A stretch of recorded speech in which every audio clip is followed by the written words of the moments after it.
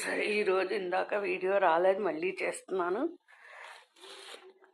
అంతా మళ్ళీ మొదలుపెట్టి మళ్ళీ అవే సేమ్ 13-20 డిగ్రీలు ఎక్కడ వేయాలో చెప్పానుగా. తర్వాత నుంచి చూడండి, 16°40 ఉంటుంది. అది ఏ నక్షత్రం, ఏ పాదంలో వచ్చే ఏ నక్షత్రాలు 16°40లో ఉంటాయి అన్నది. భరణి 4, రోహిణి 2, ఆరుద్ర 3, పుష్యమి 4, పుబ్బ 1వ పాదం, హస్త 2, స్వాతి 3, అనురాధ 4, పూర్వాషాఢ 1, శ్రవణం 2, శతభిషం 3, రేవతి 1వ పాదం వేసుకోండి 16°40. నెక్స్ట్ మనకి 20 డిగ్రీల్లోకి వచ్చేటువంటి నక్షత్రాల పాదాలు చూడండి.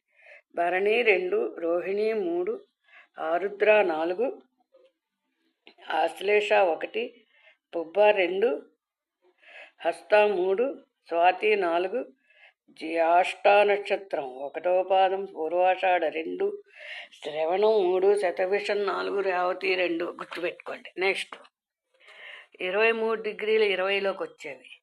భరణి 3, రోహిణి 4, పునర్వసు 1, ఆశ్లేష 2వ పాదం, పుబ్బ 3వ పాదం, హస్త 4, విశాఖ 1, జ్యేష్ఠ 2, పూర్వాషాఢ 3, శ్రవణం 4, పూర్వభద్ర 1, రేవతి 3. నెక్స్ట్ 26°40 కింద 26°40లో ఏ నక్షత్రం ఏ పాదాలు వస్తాయో చూడాలి.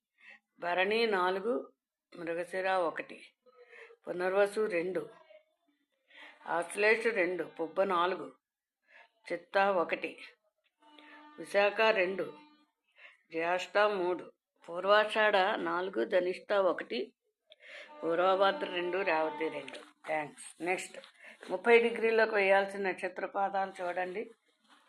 కృత్తిక 1, మృగశిర 2, పునర్వసు 3, ఆశ్లేష 4, ఉత్తర 1, చిత్త 2, నెక్స్ట్ విశాఖ 3, జ్యేష్ఠ 4, ఉత్తరాషాఢ 1, ధనిష్ట 2.